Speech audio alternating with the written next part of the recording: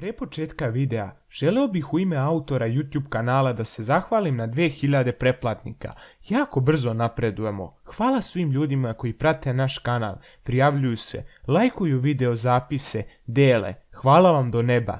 Prijavite se na kanal i lajkujte, jer to je vama sekunda, a nama pomažete u razvoju kanala. Da ne bih dužio, ajmo na video.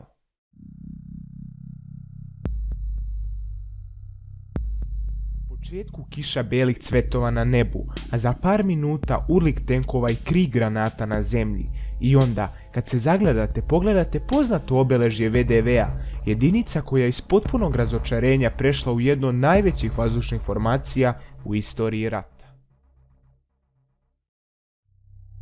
Formirana je pred početak Drugog svjetskog rata.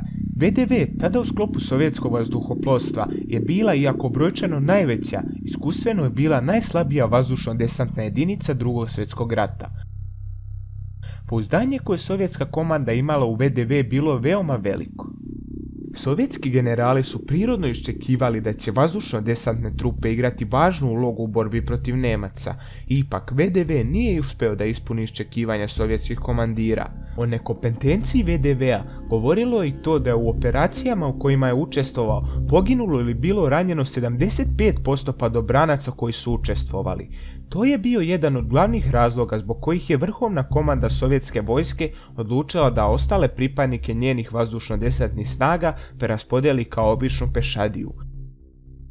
VDV je učestvovao u dve operacije tokom Drugog svjetskog rata, a to su operacija Vijazma i Njeparhijevska operacija. Obje operacije su završene neuspehom za desantne snage. Većina padobranaca je završila rat kao obična pešadija. U nadi da poprave neuspeh VDV-a i da probaju da poprave njegov status, Sovjeti su komandu vazduhoplovstva prebacili direktno na Ministarstvo odbrane.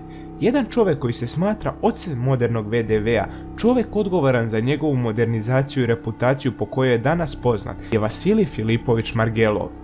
Neka od Filipovićevih dela koje su savršile VDV su usvajanje oklopnih vozila BMD-1 u redove VDV-a, kao i osvajanje vojnih aviona IL-76 i AN-22. Također Filipović je standardizovao izgled današnjeg VDV vojnika sa uvođenjem plavih beretki, epoleta i čuvene telanška majice. Uticaj Vasilija Filipovića na VDV je bio toliko veliki da su ljudi nekad iz šale VDV nazivali vojska i kavase. Sovjetski savez je bio prva zemlja na svijetu koji je totalno mehanizovala svoje vazdušno-desantne jedinice. Zbog sastava i načina kako regrutuje svoje vojnike, VDV se smatra specijalnom jedinicom. Kadeti se rangiraju po fizičkoj spremnosti, inteligenciji i lojalnosti.